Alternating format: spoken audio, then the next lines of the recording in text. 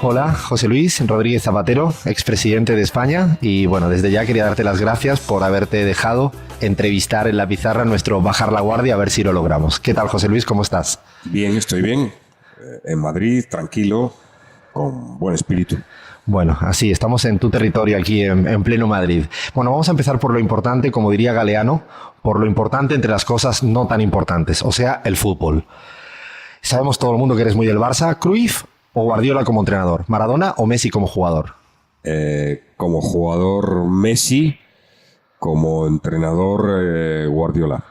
Sigamos con estas cosas importantes. La verdad y solo la verdad. Final de la Champions, Madrid-Juve del año pasado, ¿no? No, del anterior. El anterior fue Liverpool-Madrid. En tu intimidad, como diría aquel, ¿quién querías que ganara? No, el Real Madrid. Pero hay un factor muy subjetivo que debo confesar, y es que paradójicamente, quizá como símbolo también del pluralismo, mis dos hijas son muy seguidoras del Real Madrid. Entonces las victorias del Madrid me producen un consuelo enorme pensando en mis hijas. Siempre te caracterizaste por ser muy diplomático y creo que en esta respuesta hay una cuota de ello, pero no la voy a valorar más. Yo quería que ganara la Juve. Seguimos con el tema de deporte porque no sabía que jugabas a fútbol, pero también a baloncesto. ¿En qué te manejabas mejor? ¿En qué deporte te gustaba más? Jugué a fútbol bastante mal, a tenor de lo que siempre se dijo por parte de mis amigos. Jugué a baloncesto. ¿De qué jugabas en fútbol? Jugaba atrás, más bien, de defensa, sí. Me hubiera gustado jugar más en el centro campo, pero realmente no era bueno, ni tenía facultades creativas. En el fútbol era más bien defensa, ¿no? Y jugué algo más y algo mejor, tampoco sin destacar, a baloncesto, ¿no? Recuerdo sobre todo las épocas más estudiando la carrera y estudiando el bachiller, pasar momentos muy agradables jugando al baloncesto. ¿Jugabas de qué? ¿De base o de alero? De defensa también. ¿Cómo era ese José Luis de niño en León? ¿Era buen estudiante? ¿Copiaste alguna vez en algún examen? No. Era un estudiante bastante aceptable. Digamos que me bandeaba siempre en torno a la media de notable. Así fui más o menos con esa tónica en la carrera y en el bachiller. Bien, sin estar en el grupo digamos, de los que sacaban sobresalientes y matrículas como constante, pero en ese segundo grupo, ahí me situaba. Y en esos años que tuviste alguna convivencia con la dictadura, ¿qué recuerdo tienes de esos años que te tocó vivir en dictadura? Sí, tengo 3 recuerdos así memorísticos. Uno, el día del atentado de Carrero Blanco. Estábamos en clase y en esa clase era de química y nos la daba un comandante del ejército. Y bueno, pues fui consciente del shock que produjo el atentado de Carrero Blanco. 2, el segundo recuerdo, los permanentes discursos de mi padre, los discursos nocturnos, hasta altas horas de la noche, desde que teníamos prácticamente uso de razón, de uso de razón política, ¿no? Desde los 12, 13 años. Un discurso duro, muy duro frente a la dictadura, muy duro frente a la dictadura. Y por tanto el tercer recuerdo que tengo es la noche en vela con mi padre, la noche que murió Franco, que lo esperábamos y lo celebramos. Bueno, sigo preguntando porque me hubiera quedado ahí en ese momento histórico, ese José Luis con su padre en ese instante de la política española. ¿Es verdad que Felipe González te influyó fuertemente en tu vocación de ser socialista? ¿Cómo fue? ¿Te acuerdas de ese momento en el cual te fuiste acercando a lo que era el Partido Socialista? Bueno, vamos a ver, exige dos matices la pregunta tal como se formula. Una, el primer matiz, yo tenía una herencia, un legado moral de mi abuelo. Mi abuelo fue un capitán republicano, militar profesional, que con 42 años fue fusilado un 20 de agosto de 1936 en León. El capitán Lozano. Él era militar, pero de ideas socialistas. De hecho, en alguno de sus escritos afirmó: soy militar y desde que pienso por mí mismo socialista.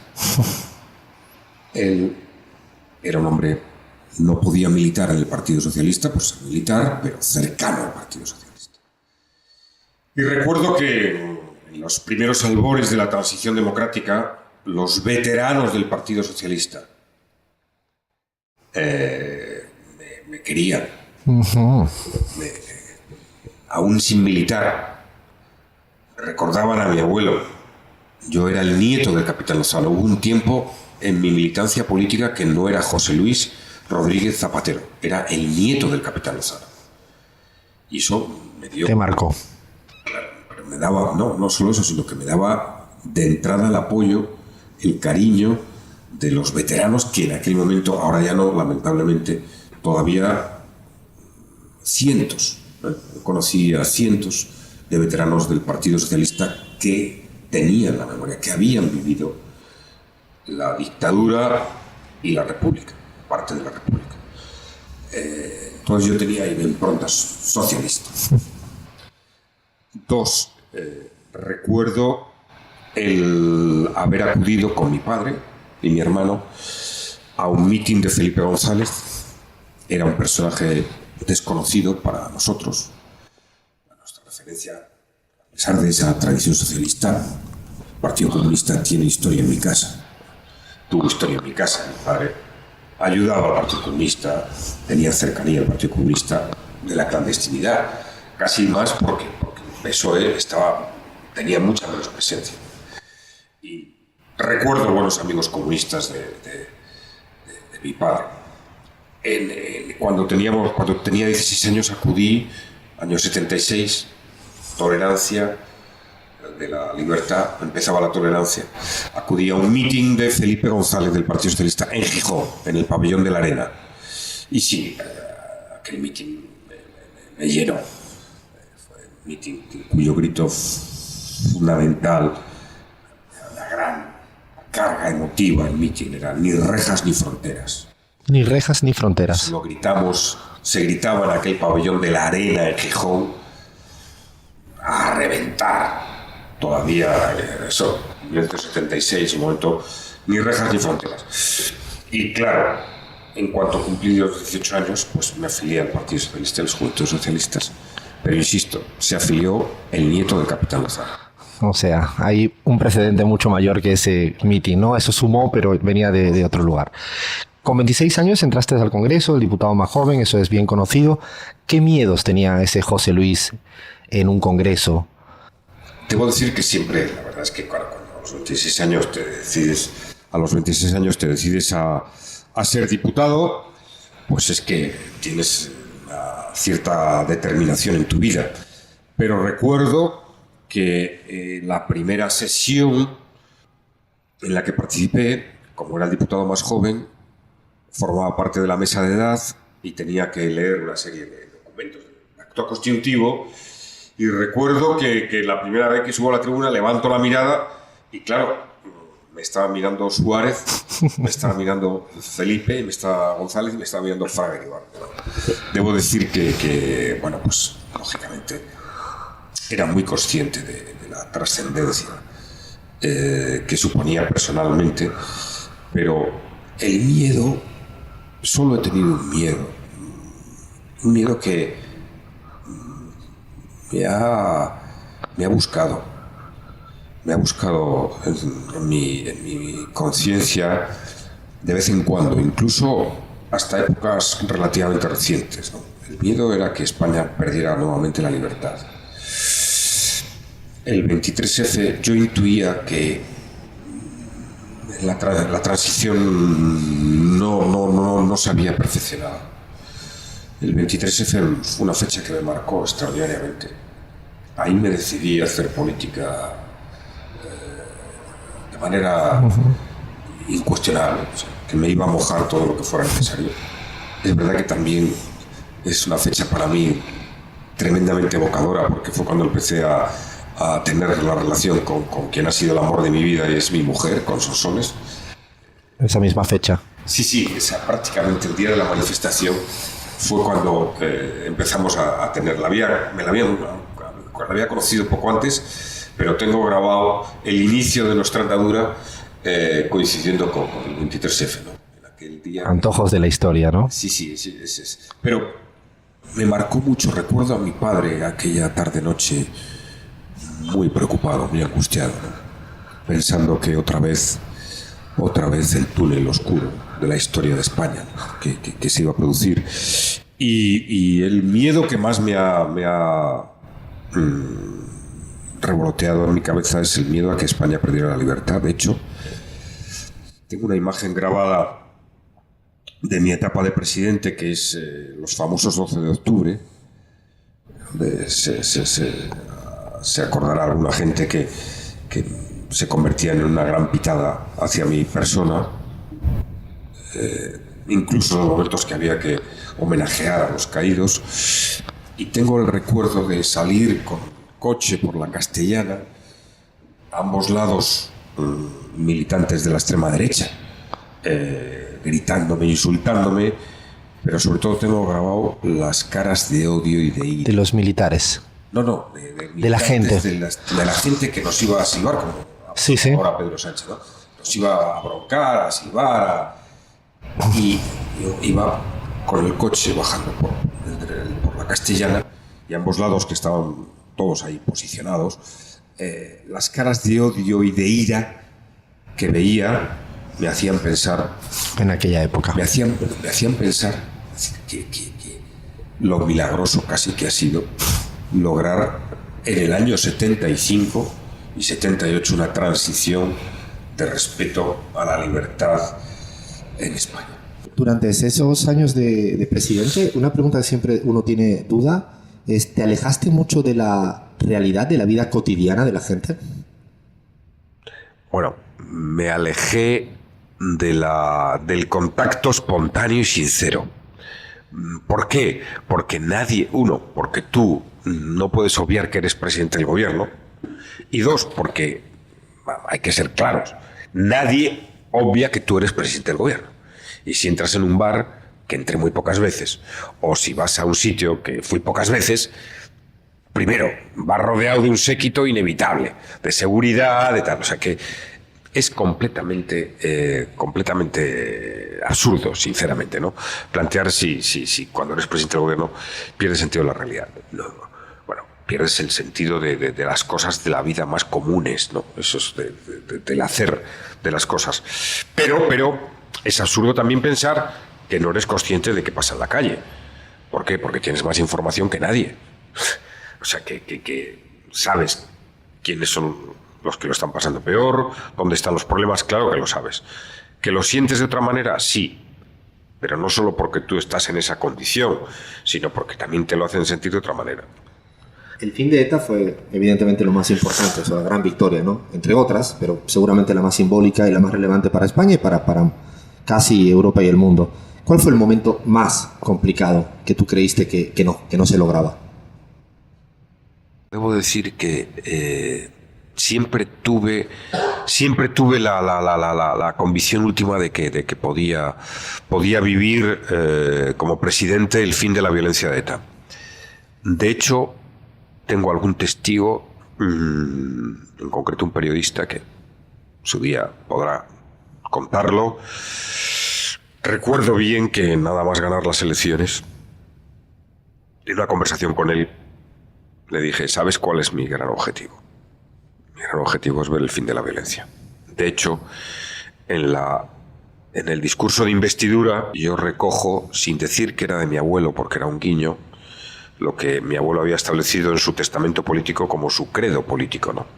Que eran 3 ideas que me parece, para un hombre de izquierdas, que resumía extraordinariamente bien, un hombre de izquierda republicano, extraordinariamente bien, sintético, preciso, el pensamiento progresista, que son el amor al bien, ansia infinita de paz y mejoramiento social de los humildes.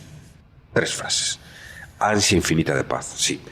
Cualquier persona que sepa de mí, pues sí, claro, yo, ante un conflicto, por evitar la violencia, por lograr el entendimiento, por promover el diálogo, por ver el reencuentro entre enemigos, pues soy capaz de perder todo el tiempo de mi vida, si es necesario.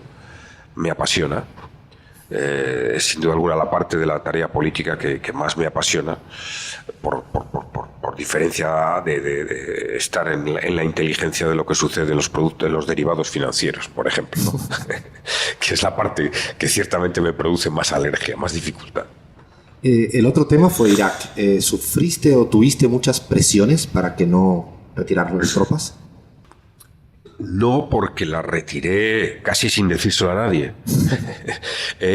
Fue estratégicamente muy acertado, porque seguramente si hubiera consultado, explorado, chequeado, pues hubiera tenido muchas presiones, porque tomada la decisión tuve una gran presión, una presión recriminatoria, podríamos llamar, del presidente de los Estados Unidos, de Bush. Y de muchos centros de poder norteamericanos, evidentemente, donde yo he sido desde lo de Irak y ahora con Venezuela. Eres bienvenido. Pues evidentemente, pues además es muy común en la opinión pública americana etiquetar con facilidad las cosas, ¿no? Me sorprende a veces que tienen un elemento de determinación política, de definición política muy simple. Entonces, sí, claro, pero descubres algo también en ese tipo de decisiones, y es que el poder democrático es un poder fuerte. El poder democrático es un poder fuerte.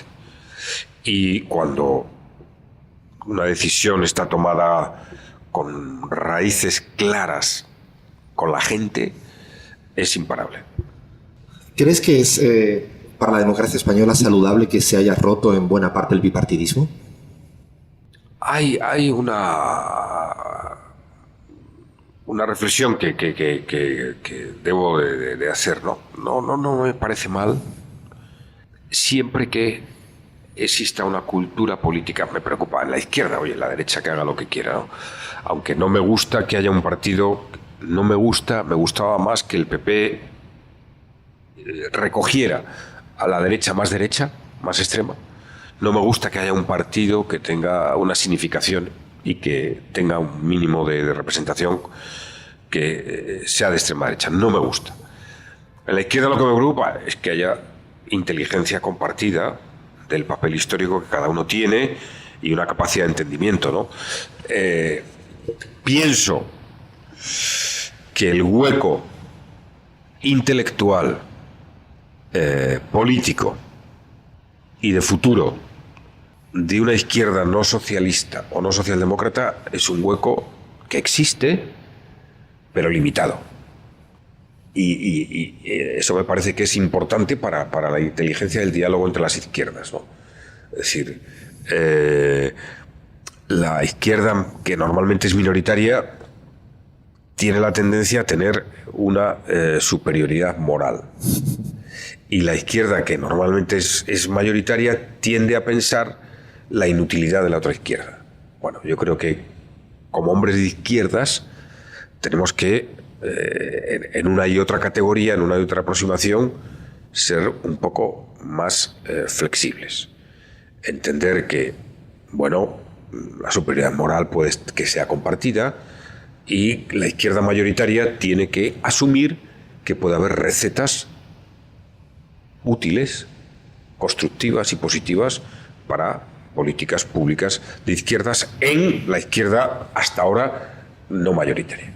Creo que ese es el do des que hace falta. ¿Crees que será España pronto una república? O quitémosle el pronto a la pregunta. ¿Crees que España será una república? Bueno, no es fácil.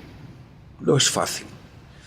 Pero no lo digo por digamos, lo que pueda ser las actitudes o la opinión que en un momento dado pueda haber entre la gente más joven, que es verdad que es notable, ¿no?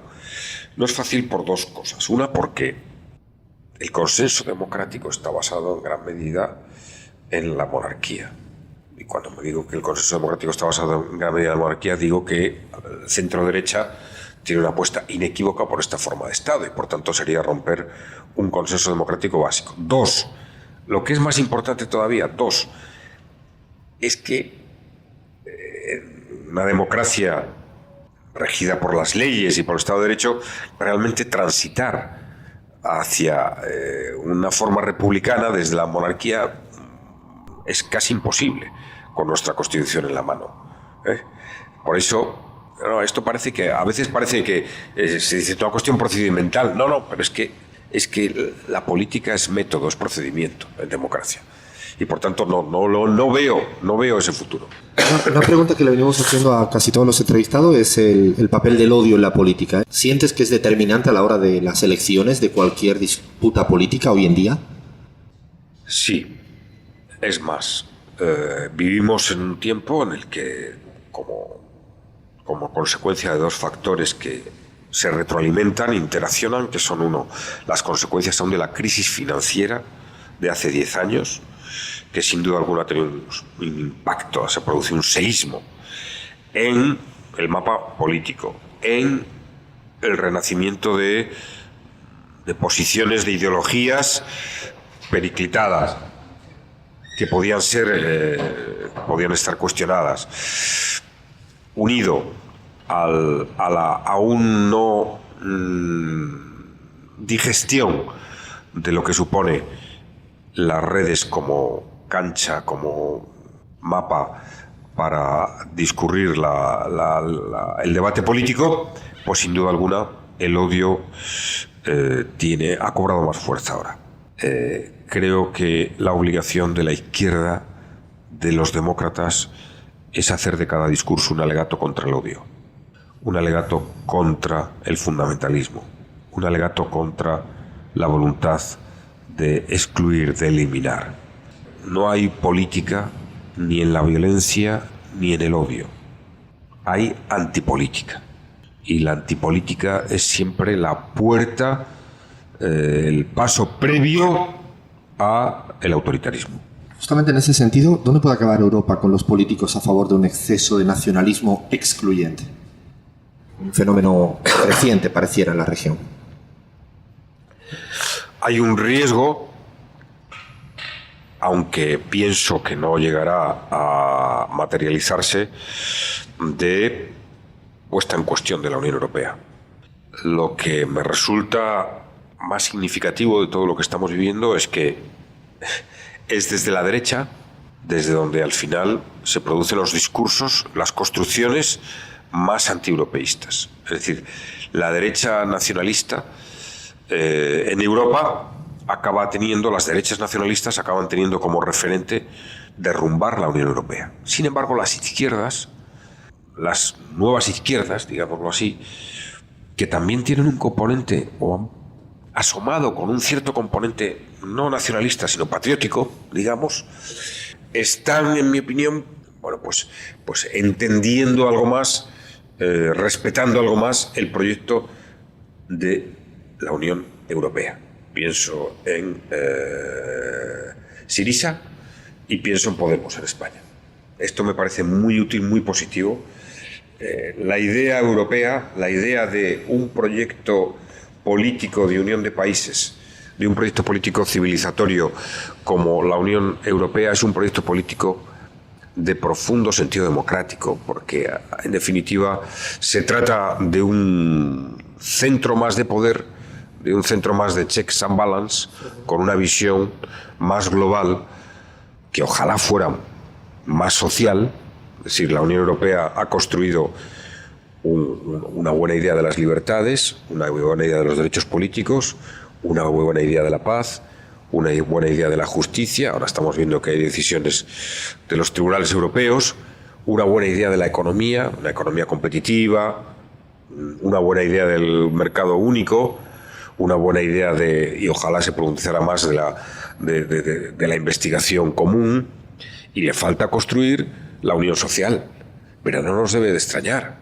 El Estado en su origen es primero autoridad, luego empiezan los derechos y libertades civiles, luego las reglas democráticas, y solo en el último estadio de la construcción del Estado como forma de organización política se ha incorporado todo lo que es el desarrollo del Estado social. Tanto, claro, nosotros nos parece 50 años, 60 años un gran tiempo en un periodo político como la Unión Europea, pero es que es un tiempo reducido. Entonces, ¿dónde se juega el futuro la Unión Europea? Que no tarde en construir la unión social, junto a la unión política, la unión de los derechos, la unión de las leyes y la unión económica. ¿Cuál es el político latinoamericano que más te ha impresionado en las distancias cortas para bien? Mujica. ¿Crees que puede resurgir un nuevo progresismo latinoamericano? ¿Cómo lo imaginas? Claro. Bueno, el problema, por supuesto, yo creo en los ciclos políticos, que están determinados sobre todo por las condiciones económicas, es lo que más determina el ciclo político. Lo que sí noto como ausencia en la izquierda latinoamericana es una definición mucho más autentificada y homologable de su condición de o izquierda socialista, o izquierda socialdemócrata, o izquierda populista, porque se reivindican también, o izquierda revolucionaria, o izquierda no integracionista de la región. Es decir, esto es lo que yo echo de menos. Creo que Latinoamérica es tendencial y sociológicamente de mayoría de izquierdas. El problema es que hay una fragmentación ideológica excesiva y un diálogo no resuelto en el seno de mucha izquierda entre revolución y democracia. Esto cabe para otra entrevista, pero no voy a Sí, aquí. cabe casi para una tesis. Cabe para una tesis doctoral, sí, cierto. A ver, una confesión. ¿Qué fue lo primero que se te vino a la cabeza aquel 10 de noviembre del 2007, cuando en aquella cumbre iberoamericana de jefes de Estado, el rey de España en ese momento le dijo a Hugo Chávez, ¿por qué no te callas? Bueno, la verdad es que conviene conocer un poco la interioridad como todo, ¿no? El rey estaba inquieto. El rey estaba inquieto porque Michel Bachelet no me daba la palabra. A ti. Claro, realmente cuando el presidente Hugo Chávez critica a Aznar la primera vez, bueno, lo pasamos de largo, tal.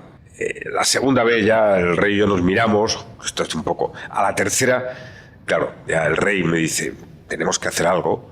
Digo, no, por supuesto, pero no lo haga usted, lo voy a hacer yo. Lo tengo que hacer yo. Entonces, yo estaba pidiendo la palabra, pero Michel Bachelet no me la daba. Y Hugo Chávez no paraba de hablar, cosa que tampoco era extraordinario. Entonces, el rey estaba, cuando salta, digamos, ¿no? Con ese gesto es para que yo hablara, no porque no se callaba, para que yo tomara la palabra, ¿no? Ese es el momento. De hecho, si se contrastan las imágenes, cuando él salta, que yo desde luego, y él también hubiera preferido que no hubiera dicho eso, yo le cojo del brazo, como diciendo, señor, no, ya voy yo, ¿no? Yo siempre soy más paciente y tal. Y ese es el momento. Pero debo decir que el incidente tuvo un impacto mediático impresionante, ¿no? Fuimos portada hasta la Australia. Pero lo que fue la relación con Hugo Chávez no se vio afectada porque hubo muchas explicaciones, por supuesto conmigo menos, pero incluso con el rey, porque el rey y Hugo Chávez tenían una muy buena relación. Yo les había visto cuando hemos tenido algún otro encuentro aquí en Madrid, en otra cumbre, y tenían una relación estupenda. La pregunta inevitable. ¿Consideras que hay una obsesión internacional con todo lo que pasa en Venezuela? ¿Por qué? Estuve en política activa, con un cargo público desde el año 86 hasta el 2011. Y tuve nada más y nada menos que la experiencia de ser líder del Partido Socialista durante 12 años y presidente del Gobierno de España durante 8. Por tanto, cuando empecé a hacer una tarea de mediación, de aproximación, de favorecer el diálogo, una tarea preventiva de paz en Venezuela, partía de una dilatadísima trayectoria política. Y debo decir que aún es el día hoy que me sorprende la obsesión que hay por Venezuela. la permanente presión que hay sobre cualquier hecho o opinión que se vierte sobre Venezuela. La información muy sesgada que hay sobre Venezuela, y solo puedo atribuirlo a que existe un interés gigantesco económico y político de carácter estratégico sobre lo que representa aquel país. Solo puedo atribuirlo a eso. No te voy a repreguntar al respecto, aunque entiendo que todo el mundo estaría deseando que siguiéramos hablando de este tema, pero vamos a ir cerrando. ¿Hay algún país de América Latina en el que te gustaría vivir un tiempo? Debo decir que tengo una secreta fascinación por Argentina. ¿Por qué? Porque es el país de Borges. Sí, he leído que es uno de los que tus referentes, ¿no? Es mi referente literario. Es tu referente. Mi referente literario. De hecho, ahora lo he hecho como en 2 etapas de mi vida. Ahora estoy otra vez releyendo toda su obra completa. Me fascina, me fascina. Creo que los mejores párrafos de la literatura, de la historia de la literatura, están en Borges. Esa capacidad de ser un filósofo, un historiador, un narrador y de distanciarse de todo, me fascina, ¿no? Me encanta Argentina porque es un país capaz de lo peor y de lo mejor al mismo tiempo. Y sí, no me importaría. Vivir allá. Bueno, ahora sí que ya terminamos. Define una palabra y sin pensarlo mucho, por favor. Te doy un nombre y le lanzas lo que se te venga a la cabeza. Empiezo por algo más fácil. Sonsoles, tu esposa. Todo. Vox. ¿Vos? Vox. Nada. Pedro Sánchez. Creciendo. José María Aznar. Extraño. Jair Bolsonaro. Angustia. Pablo Iglesias. Simpatía. Donald Trump. Insólito. Nicolás Maduro. Respeto. Lionel Messi. Dios. Bueno, ahora sí que cerramos. Gracias de verdad por estar con nosotros en la pizarra, por habernos recibido aquí en la mismísima calle Ferraz. Gracias, José Luis. Gracias.